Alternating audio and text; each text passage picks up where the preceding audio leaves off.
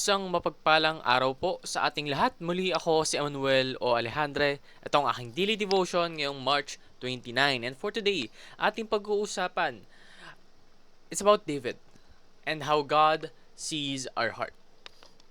Now, before we start, I would like to read to you the verse of 1 Samuel chapter 16, verse 7. Nagsasabi dito, "But the Lord said to Samuel, do not consider his appearance or his height, for I have rejected him. The Lord does not look at the things that people look at. People look at the outward appearance, but the Lord looks at the heart." This carries a very simple but powerful message. Karamihan po kasi sa ating mga tao, me included, I'm not excluded from this, definitely not. We tend to judge by mere appearance. Kumbaga, meron tayong prejudice, na kapag nakikita natin yung isang tao, kahit sino actually, kahit strangers, kahit di natin kaklose, hinuhusgahan natin sila. Not because of who they are, but because of what they look like. But God is very different. He sees beyond appearance, and He looks at the heart. Kung ano yung nasa sa puso ng tao. Hindi yung physical na puso. Oo, kayang gawin ng ating Panginoon lahat ng bagay. Pero hindi naman yung sinasabing wag mong husgahan yung tao, tignan mo yung puso niya in a literal sense. It means that when getting to know someone, unang-una, you shouldn't judge. But if ever man that you will have a bit of a description of their character, you should get to know them for who they are. Not for what they look like, what they may seem to look like. Because looks are deceiving. You can never know someone by only looking at them. You can know them by talking to them, getting to know them, getting to know what they do in times of tough times. But yung mere appearance, that's really not a criteria to judge someone on. Remember, wisdom and strength come from the Spirit. Hindi sa atin. Hindi porket ikaw ay talentado, ikaw ay matalino, masipag, ay nakikita ka ng mabuti sa paningin ng Panginoon. Remember, when we talk about appearance, it's not only about physicality looks. It's also about how you carry yourself. May mga taong confident, may mga taong alam na alam mo matalino talaga.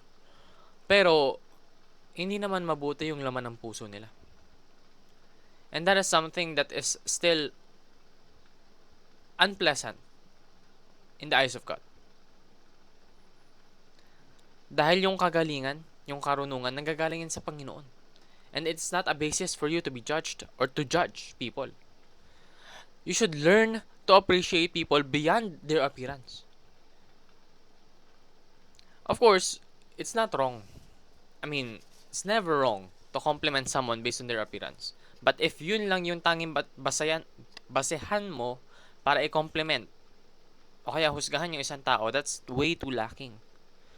You should acknowledge both their appearance and their inward character, attitude, behavior. All of these things. You should judge someone. Actually, you should never judge her. But you should know someone because of what they have in here. And learn to obey even when the task is too big for you. Maaaring ikaw wala kang tiwala sa sarili mo. Pero may dahilan kung bakit ka iniatas ng Panginoon sa iniatas niya sa'yo. And that is something that you and all of us should be aware of. Hindi porket hindi ka magaling sa bagay na to ay hindi mo nagagawin. Kung utos yan ng Panginoon, you should still do it to the best of your ability. Because si God yung magpro-provide nun. Kung meron man siyang iniatas sa atin, nasa titingin natin, hindi ko naman kaya to.